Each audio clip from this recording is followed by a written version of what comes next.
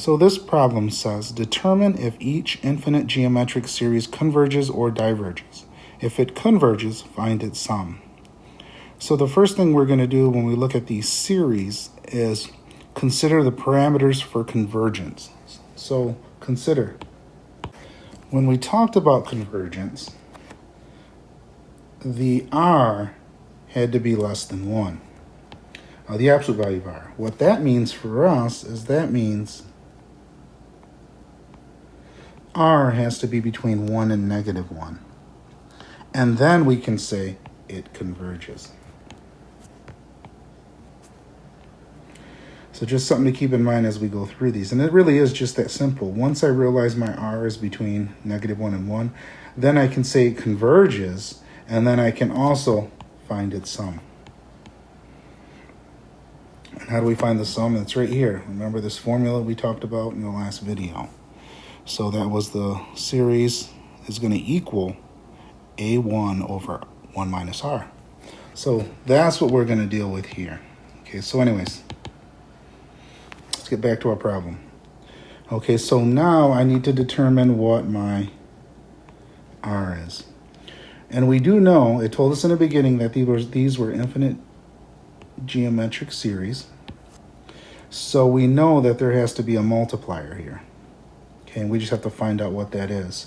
So one way we can do it is we can say, okay, 2 times R has to equal 4/3 to get the next one. And that would equal A2, wouldn't it? Because remember, this is A1, that's A2. So to get from A1 to A2, I have to multiply it by something, this common ratio. That's why they use the letter R. So anyway, so I can set it up this way, 2R equals 4/3. And what would I do here is I would actually just divide by 2. And I would think of it as 2 over 1, right? Because this one's a fraction. So then I multiply by the reciprocal. So that's 4/3 times 1/2. So those simplify. That's going to be a 1. That's going to be a 2. So I get 2/3. So 2/3 is that common ratio. So we'll say R equals 2/3. And then we'll consider, and if it converges, that means my R is going to be between 1 and -1. And 2/3 definitely is inside of that parameter, or those parameters. So we can say this converges. Okay, we can say the series converges.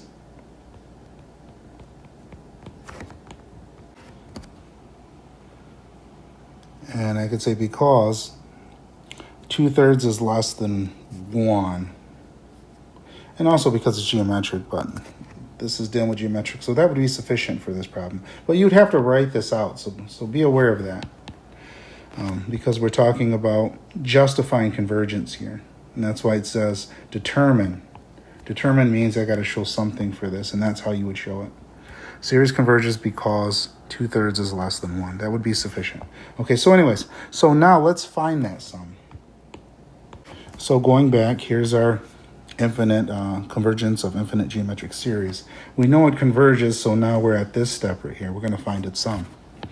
So that means I would take the series, and I wouldn't have to write it out in sigma notation, so be careful with that. But if I don't want to use sigma notation, I am going to have to say this: 2 plus 4/3 plus 8/9 plus ... equals, and then I can do my A1. My A1 is 2, and then 1 minus, and my R is 2/3. So I would have to show this here, this step. That's for sure.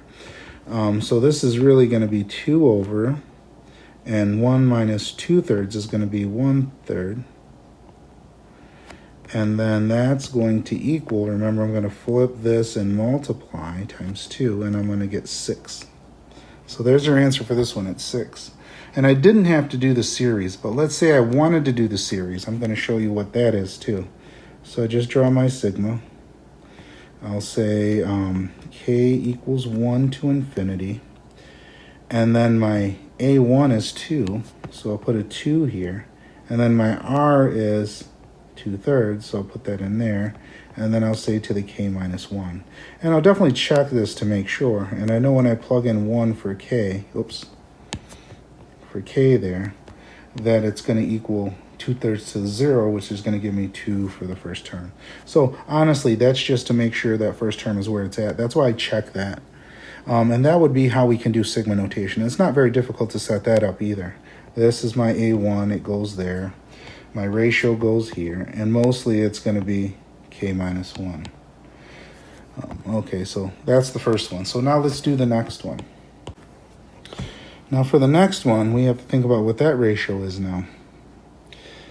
So when I go from 9 to 12, I can just set it up the same way. So 9 times my r is going to equal 12. And then I divide by 9. So my r is going to be 12 over 9, which simplifies to 4/3. Okay, so I know my r is 4/3 now. So I could say this. Now think about this 4/3. In the previous problem, remember what had to happen here. If it converged, it would have to be less than 1. But this one is 4/3. The absolute value of it is greater than or equal to 1, which implies, and I should honestly say geometric series. The geometric series diverges. Because if it's not less than that 1, it diverges. So remember that. Or equal to, and that's why I put the equal sign there as well. So just make sure you keep that in mind too. If it equals 1, it definitely is going to diverge. Because think about this. If I'm taking 1 and I keep adding 1 on and on and on and on, I'm definitely going to get to infinity as I go to infinity.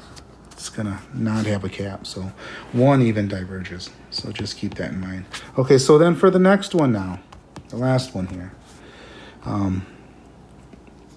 First thing I'm going to look at is r. So I'll say negative 1/2 is less than 1, which implies the geometric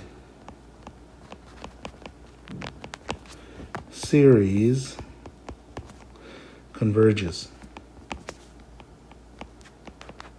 So that means now I'm going to actually find the sum, because remember when we said if it converges, find its sum. So that's what we're going to do now. We're going to find the sum of this. So again, same way. We just set it up previously. So I'm going to write this out. K equals 1 to infinity of 4 to the negative 1/2 k minus 1. And I'm just going to use my handy dandy formula. So I'm just going to write the formula out so you can see what I'm talking about here. So this is 1 minus r. So my A1 is going to be 4 over 1 minus, and my ratio is negative 1/2 here.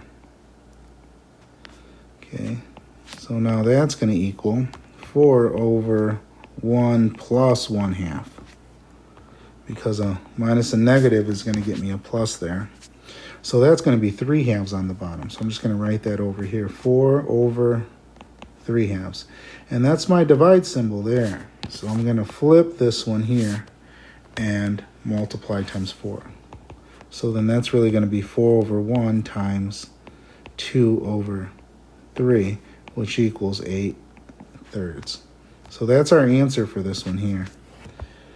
And then the answer for the previous one, it diverges, and the one before that, it was 6 here.